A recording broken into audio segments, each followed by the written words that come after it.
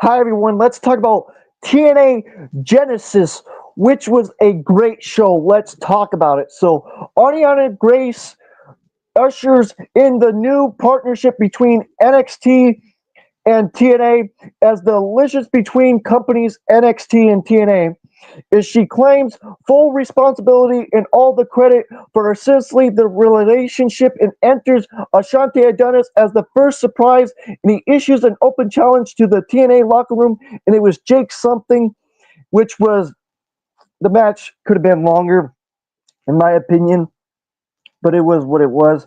So Jake Powers games was too much, and the workman wins by swinging side slam, and that's how he defeated Ashante Adonis. That's how Jake something defeated Ashante Adonis.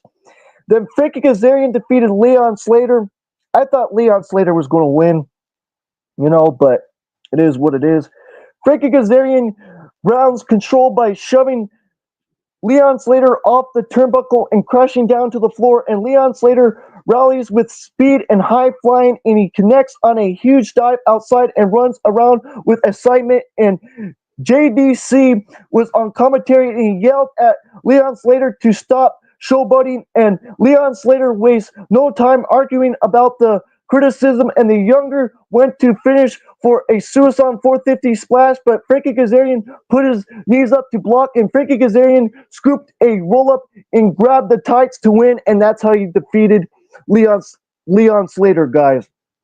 Then the commentary calls the action on commentary, you know what I'm saying? Tom and Matthews called the action on commentary, and then uh, Mackenzie Michelle debuted in TNA as the ring announcer. Really good stuff. I'm telling you guys, love that. She's a really good announcer, in my opinion. I think she's really good, but I don't know about some of you guys, but in my opinion, I like her. Then we open the main card with Moose Fence's Ace Austin, which was a great match, in my opinion. Moose and freaking Ace Austin, which was a good match. Let's talk about it, guys. So Moose defeated Ace Austin to retain the X Division title. Moose fills a new belt design, which is awesome. I like the new design, in my opinion. The match was powered first speed as Ace picks up System towards the end, but the System was there to cause distraction, and JDC defills with Ace Austin on the outside, and Moose charged for a spear. Ace sidesteps, sidestepped, and Moose spears JDC. Ace hits the full finisher on the floor, and he loads Moose into the ring as Ace Austin saw Brian Myers, and Eddie Edwards running down to the ring, so he takes them out with a dive back inside. Ace Austin went for a springboard kick, and Moose spears him out of the air. 1-2 kicks out by Ace, and after a few roll-ups of mitts, Ace Austin stunts Moose with a high kick, and he went for the art of fences to honor Chris Bay. But Moose spears him out of the air again, and Moose hits another spear to win, and that's how he won the match. Really good performance by both of the guys. Great performance by Moose and Ace Austin. Loved it. Just freaking loved it, guys. And the System rounds Ace Austin for a beatdown, and Eric Young and Steve Macklin arrive for the save, and that leads into the next scheduled match. And Eric Young and Steve Macklin defeated Brian Myers and Eddie Edwards. I thought Eddie Edwards and Brian Myers were going to defeat Steve Macklin and Eric Young, but it didn't happen. So let's talk about the match. Alicia Edwards blocks Steve Macklin from the tree of hole spear on Myers, and Eddie distracts the ref, and Alicia hits Macklin, and then Myers spears him and kicks out by Macklin, and Young saves his partner from the System's backpack stunner combo, and Eric Young takes care of Eddie Edwards, and Steve Macklin hits the KIA finisher on Brian Myers to win the match. I thought the match was decent. Loved it. Loved it, in my opinion, guys. Then we had a tag team match for the TNA Knockouts Tag Team Championships. I predicted this, that Joey Threat and Dana Luna were going to retain. it's just I just think it was not the time to take off the tag team titles off of them. You know what I'm saying? I don't know. I don't know when it's Asha and Heather by Elegate's time. It'd probably be the next big pay per view that they have Rebellion, which is going to be in the U.S. USC anniversary of California, south of California. Love that college, anyways. If you know if things would have went my way, but long story. But if I had to go to a college that I wanted to go to, that's the college that I would love to go to. That or UCLA, but that's just my opinion, guys. But let's carry on to the match.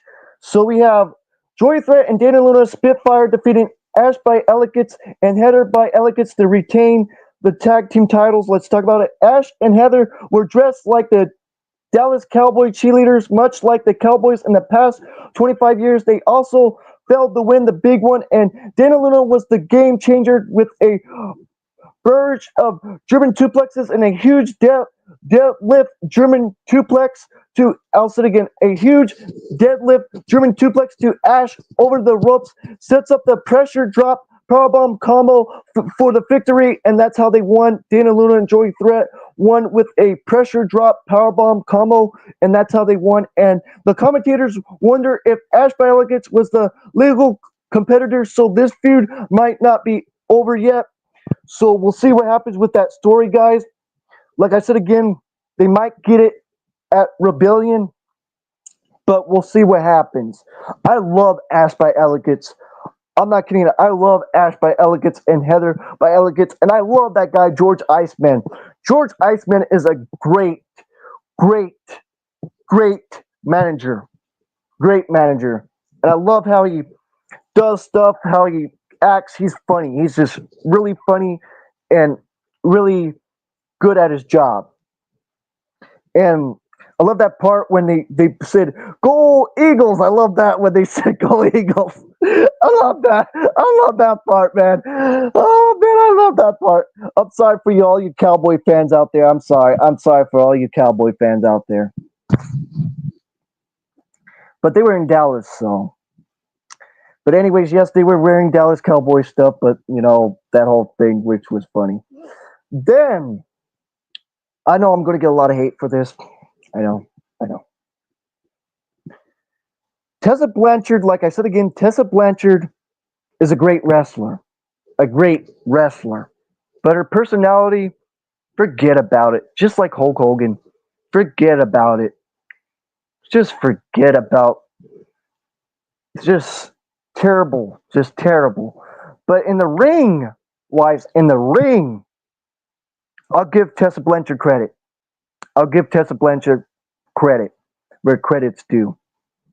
So if you wanna fucking unsubscribe to my channel and say, "Oh well, he's supporting," no, I don't support that crap. I don't. I wasn't born that way or raised that way. I was not a part of that.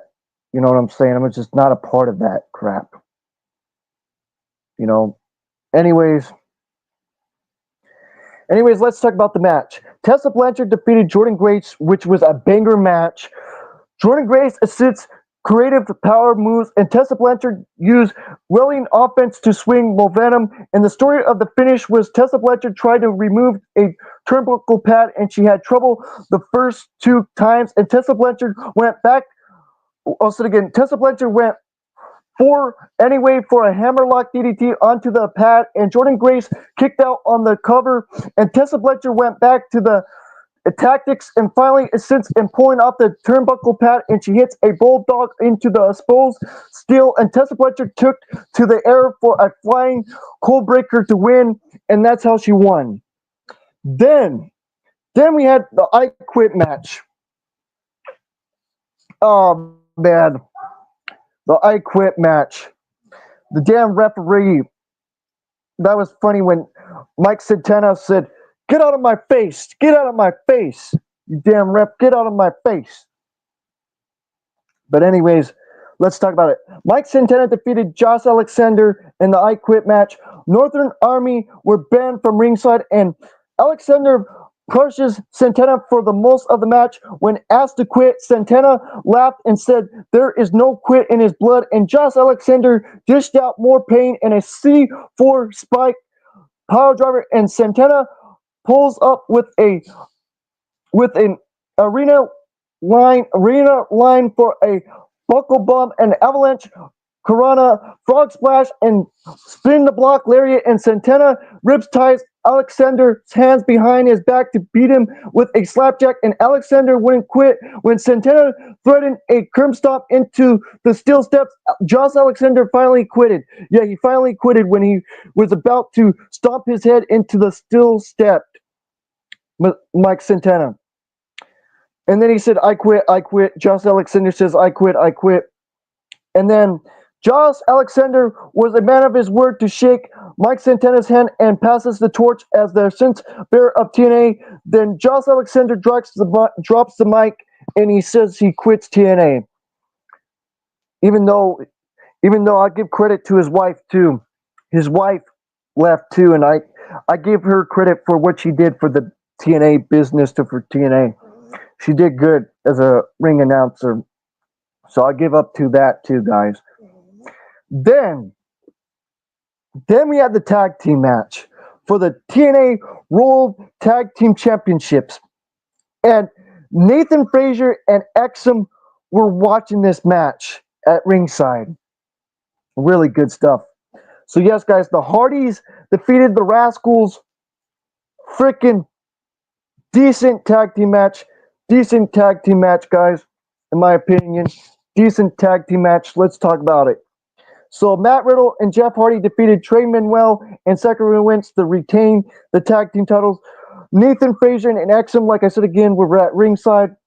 After an accident collision into the NXT Tag Team Championships during the match, the Saints were bullying and security offense to assert Nathan Frazier and Exum to the back, and the Hardys and the Rascals trade near falls in the end, and Trey was victim to a twist of fate from Jeff and a twist of fate from Matt and a suicide bomb from Jeff, and that's how they won, guys, and that's how they won and retained the tag team titles. Then we had Muscle Slamovich versus Rosemary in this freaking Orange House of Fun match, which was great, in my opinion. These two women killed it. Just killed it. Hardcore weapons all around. The big spots were a crossbody by Slamovich over the ropes into Rosemary through a table, and Rosemary brings out Judas, a snow blow by Slamovich onto a barbed wire board, and Rosemary pushed over a ladder descent, Slamovich crashing through a table. The final blow was an avalanche power driver by Slamovich onto the chair, and after the match, Cora J from NXT had her stare down with Melissa Slamovich, and it was great. With Cora J coming out there, great with Cora J. Great stuff. Great freaking stuff. Then we had the main event. What did I say? TNA did the great thing right there. They pulled the trigger. They pulled the freaking trigger, guys. Like I said, they did it right. Let's talk about it. Joe Henry defeated Nick Nemeth to become the new TNA World Champion. Let's talk about it. So Ryan Nemeth runs his mouth, so Tino Marella bans him from ringside for the main event. Also for notes, Frankie Kazarian earlier said he would be keeping his eye on the world title about to cash in his Call Your Shot trophy from the opportunity pleased him. You know, he won that back in October. And then during the match, Ryan returns from a front row ticket and cleans back and forth wrestling match to Frankie Kazarian runs to cash in when both Nick Nemeth and Joe Henry were since on the mat.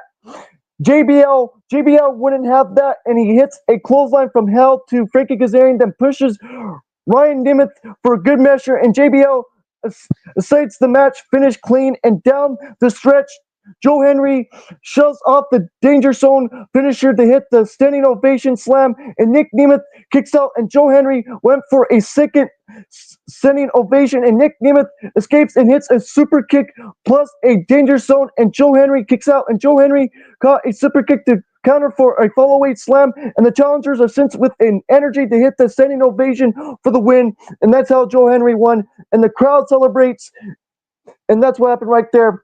Great stuff. I give this show a 9 out of 10, guys. A 9 out of 10. And you know what, guys? This partnership, best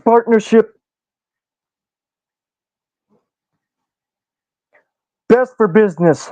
Best for business. I'll tell you that. The best thing that's going on for wrestling, to have NXT and TNA have this, I believe, 3 or 5 year deal. 3 or 5 year deal. I think it's the best thing for the business, the whole business as a business wise, and the industry too. So yes, guys, that's my opinions, and I give this TNA Genesis a 9 out of 10. So don't forget to like the video, subscribe to the channel, hit those notification bells as always, guys. This is Christopher Jackson, Denver. Don't forget to like the video, subscribe to the channel, hit those notification bells as always, guys, and we're out.